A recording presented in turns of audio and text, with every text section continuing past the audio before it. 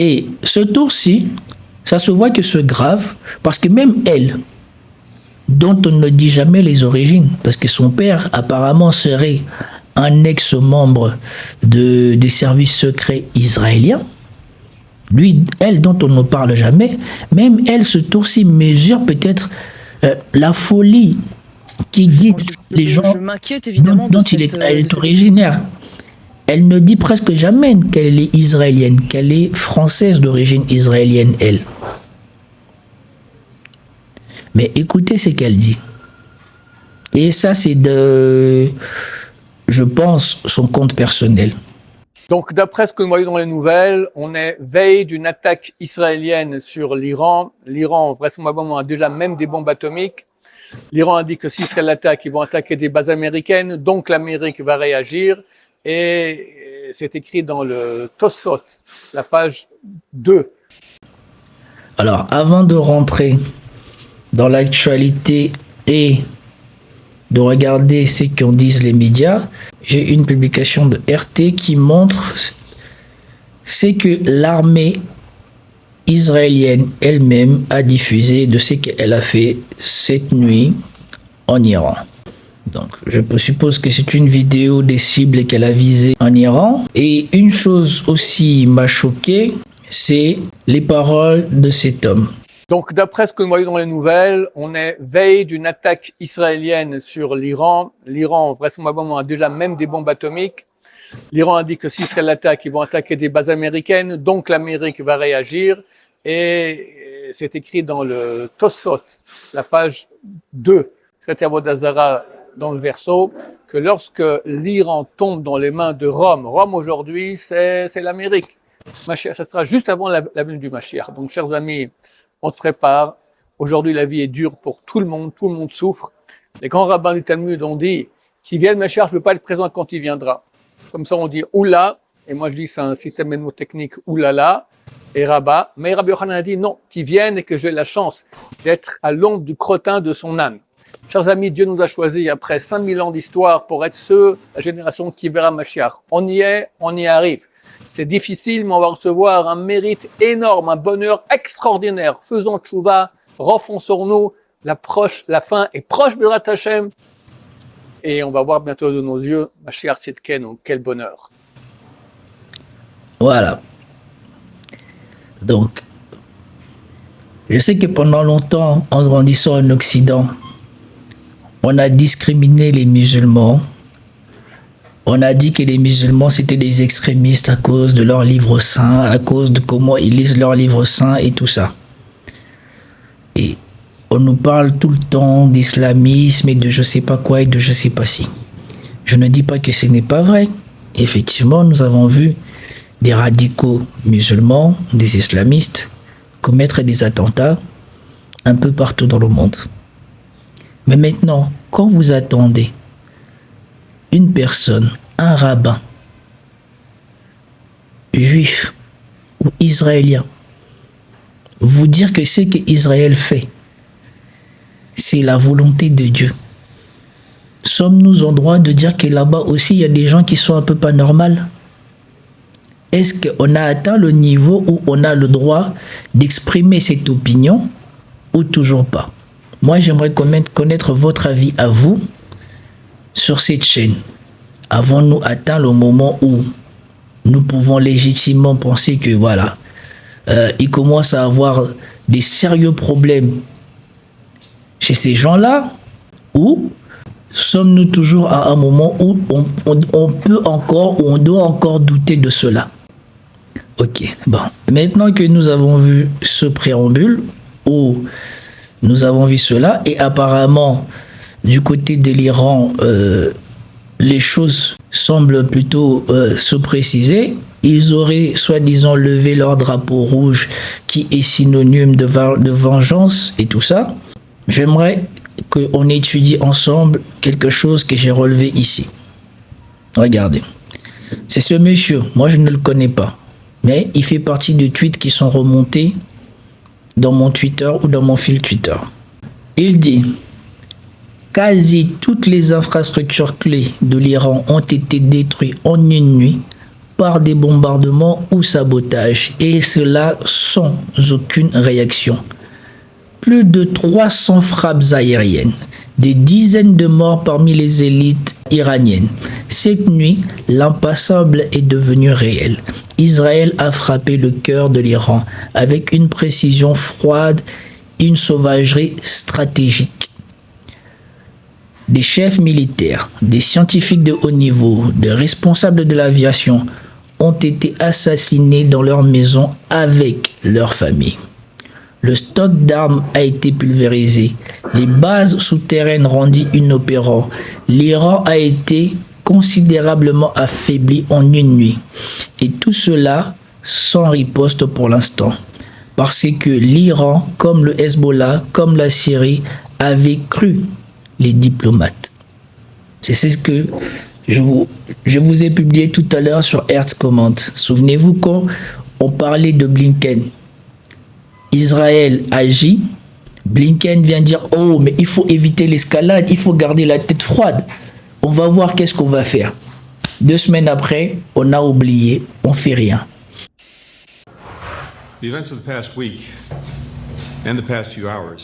Les événements du week-end dernier et des dernières heures underscore what a precarious moment this is for the Middle East.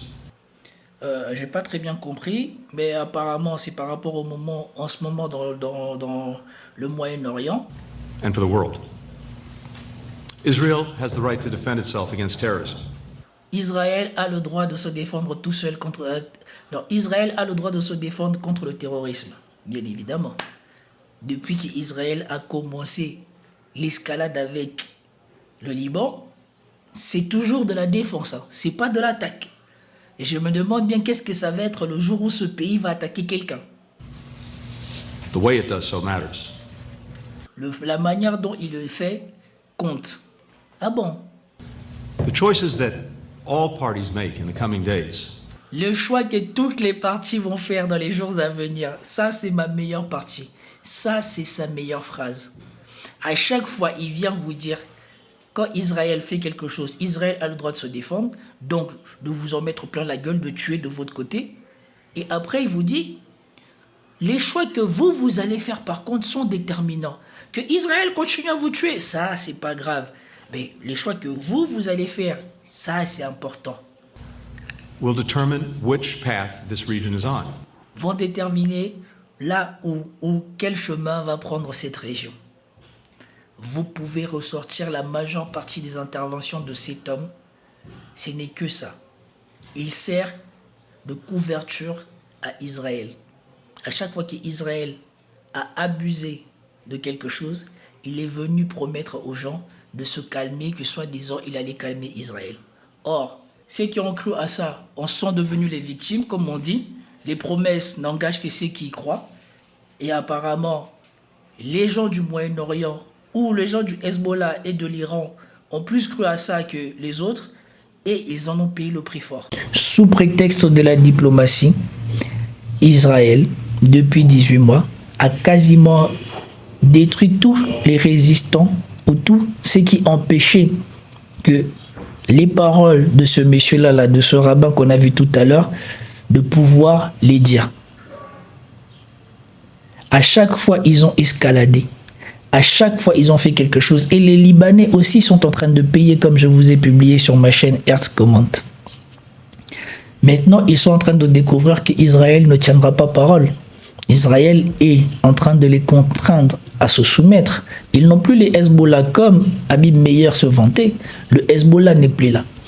Ils n'ont plus le Hezbollah pour se battre pour eux. Donc maintenant, quand ils se font bombarder, ils vont dire quoi, à qui, comment?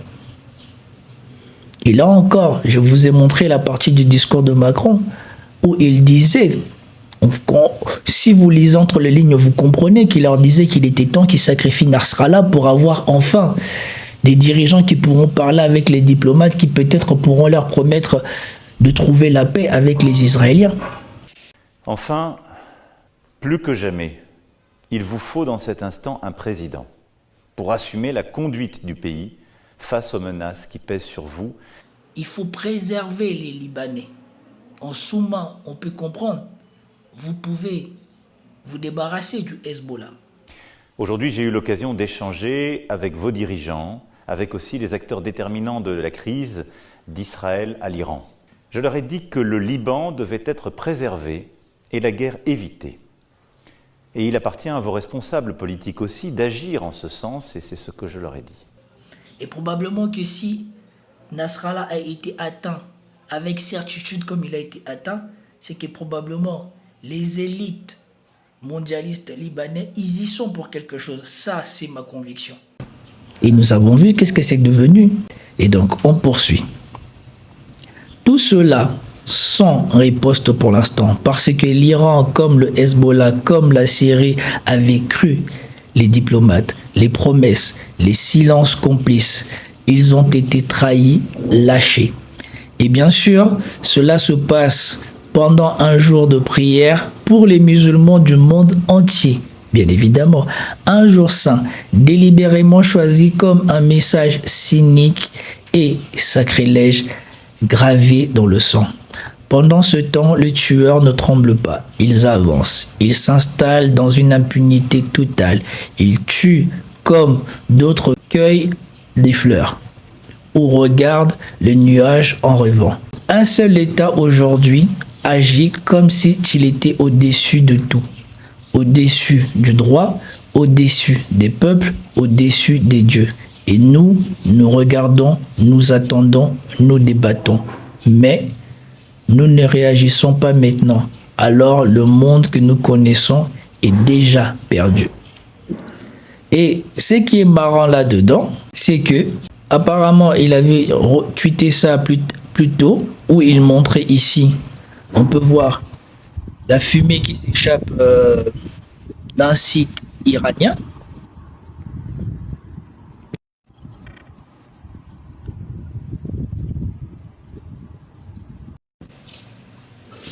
Ou ici, quand il montre les photos des conséquences des trucs. Et ce qui est marrant, c'est que vous avez ici directement, bien évidemment, les défendeurs du peuple laid qui viennent. Votre antisémitisme directement, viscéral, vous aveugle au point d'ériger en vertu les régimes de Mollah qui oppriment et martyrisent le peuple. Comme si les Iraniens, ils ont besoin forcément que les Israéliens viennent bombarder leurs dirigeants, leur pays, tout ce qui assure ou qui leur permettait de garder Israël à distance, on va les bombarder, mais pour leur bien, c'est pour les libérer des mollahs. Avec une cruauté implacable, bien évidemment, ce sont les mollahs qui sont implacables, c'est eux qui sont cruels. Votre plume trempée de fange révèle la noirceur de votre âme. Et Bertrand Scholler répond: quelle étrange manie que de traiter de fange ce qui révèle la boue sous vos pieds. Vous me prêtez une âme noire, mais peut-être est-ce la vôtre qui projette ainsi. Le régime iranien est imparfait, c'est évident, mais je ne m'incline pas devant Tel Aviv comme d'autres devant Baal. Il faut parfois un peu de courage pour nommer le diable, surtout quand il se déguise en vertu. Quand la lumière vous éclaire, même si elle vous brûle les paupières. J'ai trouvé ça intéressant.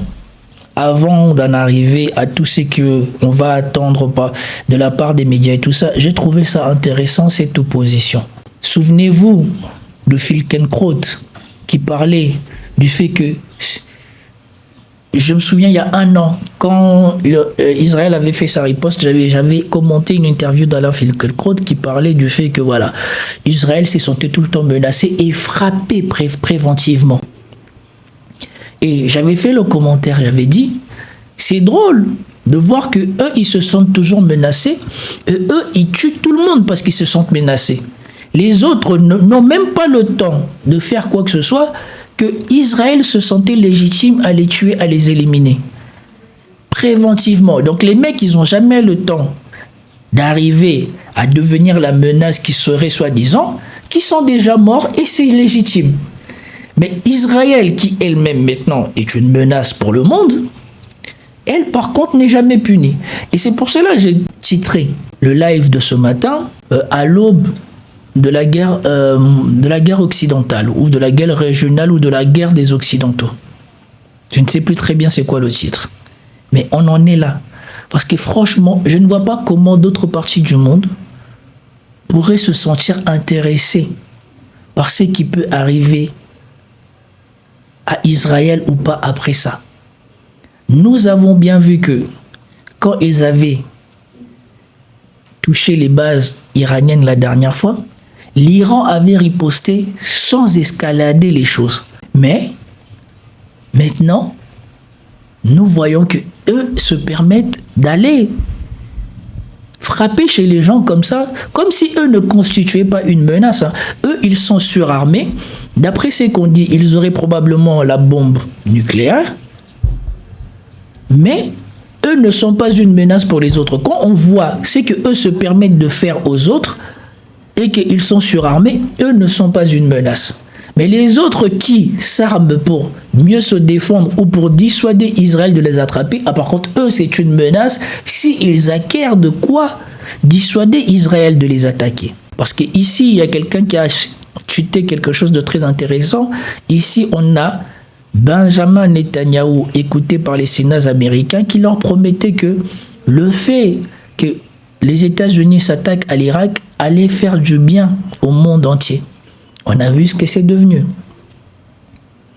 Ils ont rasé l'Irak et c'est devenu l'un des endroits où il y a le plus de cancers au monde, l'un des endroits les pires au monde, et ça n'a apporté aucune paix. Bien au contraire, ça a donné l'émergence de Daesh. Mais on continue à écouter ces gens-là, et les Israéliens aujourd'hui voudraient nous faire croire qu'ils n'ont rien à voir avec Netanyahou, alors que ce monsieur-là, avec ses idées, est là dans la politique depuis je ne sais pas quelle année. L'Irak, ça remonte, j'étais étudiant. Ça fait au moins plus de 20 ans, je ne sais pas combien, qu'il continue avec ses idées nauséabondes, et là il est prêt à faire basculer le Moyen-Orient ou l'Occident, parce que franchement moi je vois pas qu'est-ce que les Africains ils en ont à faire, ou les Asiatiques ils en ont à faire de cette histoire. Il est prêt à faire basculer l'Occident dans autre chose. Il a tué quasiment le droit international à lui tout seul. Lui et son pays ont tué le droit international. Parce que c'est ce qu'ils viennent de faire là, c'est déclarer la guerre. Et c'est peut-être tout ce qu'ils attendent, tout ce qu'ils espèrent, comme on vient d'attendre l'autre monsieur là dire « Ouais, on est proche, la prophétie va se réaliser ». Peut-être que c'est ça qu'ils espèrent. Ils espèrent qu'en ayant frappé l'Iran comme ça, la situation s'embrase et que les États-Unis n'aient nul autre choix que de leur venir en aide.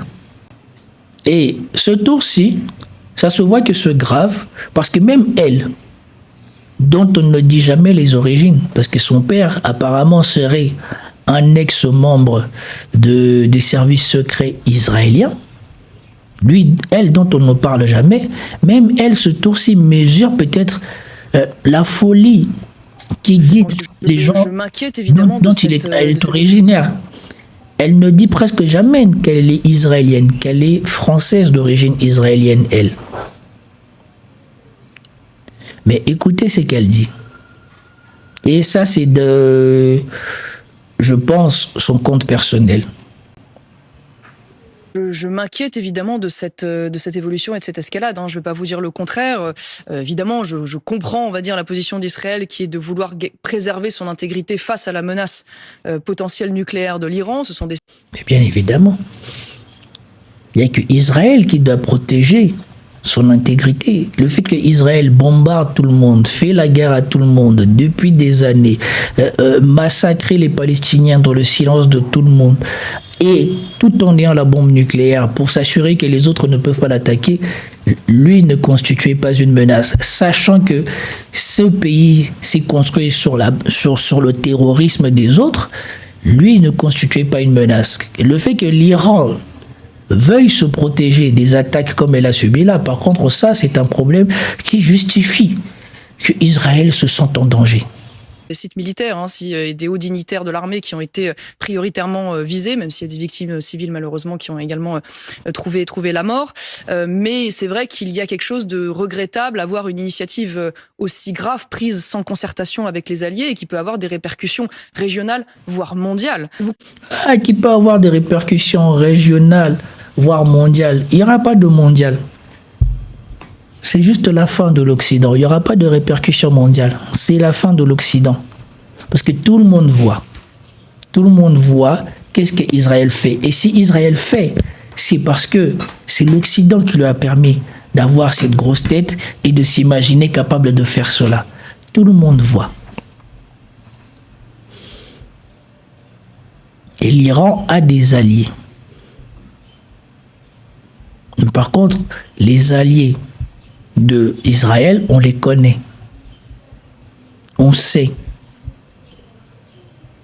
Et probablement que ce tour-ci, ils ne le suivront pas. Parce que de toute manière, on sait maintenant qu'ils ne sont plus les plus forts du monde. Ça se sait. Ils sont 50 derrière l'Ukraine là-bas. Ils n'arrivent pas à battre la Russie, associée juste à la Chine et la Corée principalement. Donc on sait déjà d'avance. Vous condamnez les attaques d'Israël ? En tout cas, je ne les soutiens pas. Voilà, je ne les soutiens pas, même si une fois de plus, je comprends la volonté d'Israël de se préserver, mais ce que je crains, c'est que précisément cela contribue à l'isolement diplomatique du peuple israélien et in fine ne lui rende pas service, voire, comme vous le relevez d'ailleurs, puisse menacer notamment nos compatriotes juifs et les juifs à travers le monde qui pourraient être les victimes collatérales, comme on l'a vu d'ailleurs aux États-Unis. Ben oui, bien sûr. Eux, c'est toujours eux. Eux, c'est toujours eux. Ils vont être isolés, ils vont être victimes. Eux, c'est toujours eux. Ce qu'on fait aux musulmans depuis les attentats du 11 septembre 2001, c'est rien. C'est justifié. Toute la discrimination que les musulmans subissent depuis les attentats de 2001, c'est justifié. Ils ont été agressés, ils sont discriminés. On voit comment maintenant on les traite en France et un peu partout en Occident. C'est justifié. Mais que eux fassent des choses comme ça, on ne doit rien dire. Parce que quand ils font ça, c'est qu'ils pourraient devenir victimes. C'est même pas ils sont victimes, ils pourraient devenir victimes. Et ça, c'est plus important que tout. Avec ce couple assassiné par un militant d'extrême gauche, de ce conflit finalement qui monte en escalade.